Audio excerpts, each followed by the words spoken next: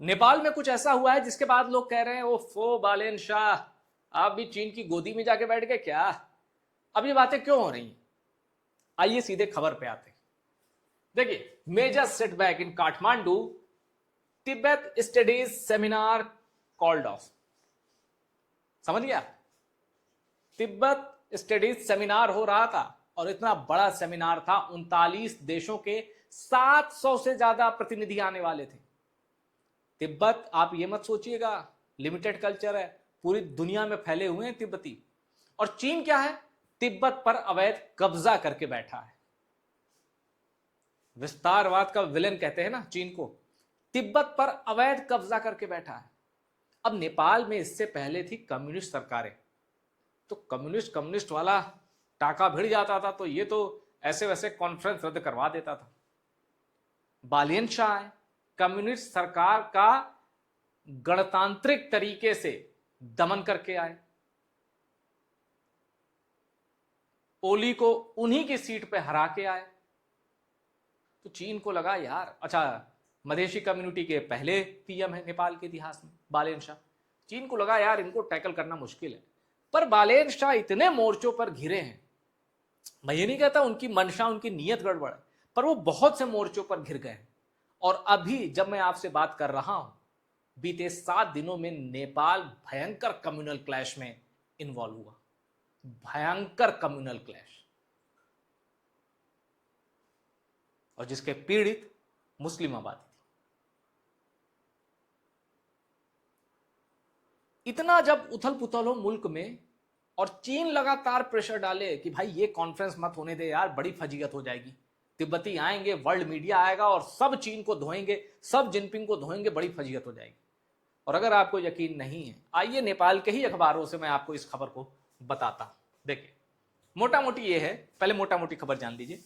23 अगस्त से 29 अगस्त तक, यहां 2025 लिखा है, सॉरी यहां 26 होगा। 23 अगस्त से 29 अगस्त तक 17th international association for Tibetan studies seminar था नेपाल की राजधानी काठमांडू में। चीन लगातार प्रेशर बना बनाकर आखिर चीन ने उसको रद्द करा दी। अब यहां पॉइंट क्या है?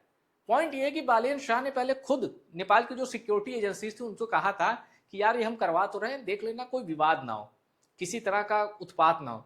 सिक्योरिटी एजेंसीज ने कहा 100% कराइए, किसी तरीके का कोई थ्रेट, कोई खतरा नहीं।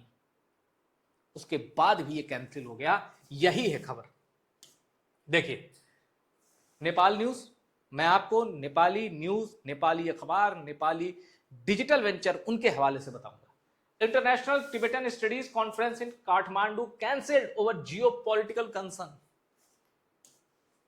अब देखिए, काठमांडू पोस्ट की report, Nepal over ruled its own security agencies. यही मैं आपसे कह रहा था, Nepal over ruled its own security agencies to cancel Tibetan studies conference under Chinese pressure. Official से, चीन के दबाव में। सिंपल सी बात है, तिब्बत को हड़प कर चीन बैठा है। तिब्बती वहां जाएंगे तो चीन की जो हड़प नीति है, जो विस्तारवाद है, शी जिनपिंग से लेकर वहां की कम्युनिस्ट पार्टी, सबके धज्जियां उड़ा देंगे। इसी फजीहत से बचने के लिए चीन ने नेपाल से कहा भाई ये कॉन्फ्रेंस मत होने देना। आइए आगे देखते हैं।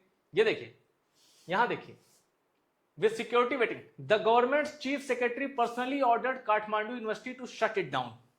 बंद करो भाई, क्या मजाक बना रखा है। अब देखिए, कुछ खबर देख लेते हैं। The Nepal government cancelled a week-long international Tibetan studies conference that had been 4 years in the planning, overriding its own security agency's assessment that the event posed no threat and reversing a public assurance from Home Minister Sudan Gurung. Sudan Gurung की कुर्सी बीच में गई थी, फिर इनको home minister बना दिया गया। Chief Secretary Govind Bahadur Karki, after consultation with Foreign Secretary Amrit Bahadur Rai, personally called senior Kathmandu University officials and instructed them to stop the event. ठीक है, नेपाल की सरकार के टॉप लोग इन्वॉल्व होते हैं, कहते हैं भाई इवेंट रोक दे। अब क्यों रोक दे, आइए ये देखिए। The reversal followed a sustained pressure campaign by Chinese diplomats that intensified once registration closed in June. On July 21, Ambassador Zhang Maoming met Foreign Secretary Rai to discuss the conference. Nepal में चीन का जो राजदूत था उसने खाना पीना छोड़कर यही टारगेट सेट कर लिया था कि कॉन्फ्रेंस नहीं होने देनी है। अब नेपाल पर चीन प्रेशर डाले, वो चीन जो अपनी टक्कर में सिर्फ अमेरिका को ही समझता है। आप समझ सकते हैं बहुत विवाद है। भारत, चीन और नेपाल के ट्राई जंक्शन भी है, चीन उस पर भी अड़ंगा डालता है। और अभी मानसरोवर यात्रा हुई, भारत चीन ने प्लान किया तो नेपाल को दिक्कत हो गई कि भाई हमारे रास्ते से होके जा रहे हो, हमसे तो पूछ लो। अब उस रास्ते पे विवाद है, नेपाल कहता है हमारा है।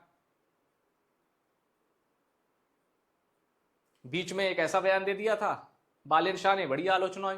उन्होंने कहा क्या हुआ, उन्होंने हमारी जमीन पे कब्जा कर लिया, हमने भी उनकी जमीन पर कब्जा किया। अब बालेन शाह के समर्थक ही फायर हो गए कि तुमने ये कैसे मान लिया कि तुम्हारी जमीन पर उनका कब्जा है। उनका मतलब, चूंकि ये बयान नेपाल से आया तो ये भारत के संदर्भ में कहा गया था।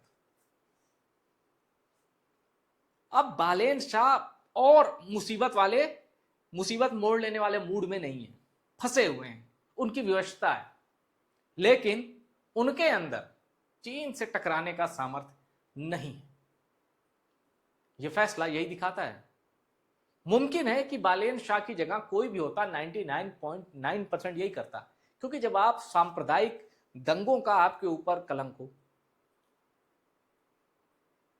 ऐसे मौके पर आप चीन को नाराज नहीं कर सकते।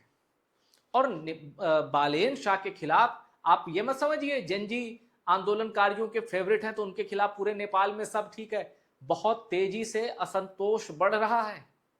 वो पॉपुलर थे, काठमांडू के मेयर थे, रैपर थे। बहुत तेजी से, मैं ये नहीं कहता कि असंतोष का पैरामीटर ज्यादा है, पर जितना भी है बढ़ रहा है तेजी से। मुश्किल है बालेन शाह के लिए अपना टेन्योर पूरा करना, इसलिए क्योंकि कई ताकतें सक्रिय। बालेन शाह एक नेक मकसद, अच्छी नीयत के साथ आए थे, 100 दिन का एक रोड मैप बनाया अपनी कैबिनेट में, ये परिवर्तन करने हैं, लेकिन कुछ को लेकर विवाद शुरू हो गया। नेपाल का पूर्ण संविधान कैसा हो, इस पर भी मंथन चल रहा है। और नेपाल की जो कम्युनिस्ट पार्टी है, चीन की गोदी में बैठती है, चीन को वो पसंद है। बालेन शाह को यह भी पता है कि चीन प्लानिंग कर सकता है किसी तख्ता पलट की, इसलिए चलो अभी उसको नाराज नहीं करते, अभी ये कर लेते। मैं फिर कह दूं कि 99% लोग वही करते जो बालेन शाह ने किया है, चीन से पंगा नहीं। पर फिलहाल ड्रैगन के सामने एक तरह का सरेंडर तो है, इससे भी इनकार नहीं किया जा सकता। सिक्योरिटी एजेंसी ने कहा कोई खतरा नहीं है, कराओ ये कॉन्फ्रेंस।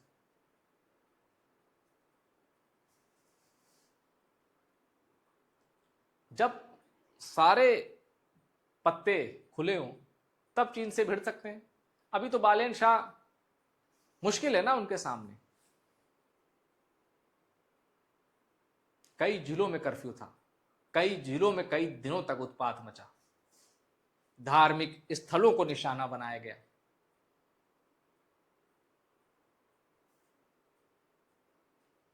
तो जो एक नशा होता है नई सरकार का, वो जितनी तेजी से चढ़ता है उतनी तेजी से उतरता भी है। फिलहाल मैं तो अपनी ओर से नेपाल को एक स्थिर और मजबूत सरकार मिले, इसी की कामना करता हूं। वीडियो में इतना ही। वीडियो पसंद आए शेयर करिए और टॉप सीक्रेट को सब्सक्राइब जरूर करिएगा।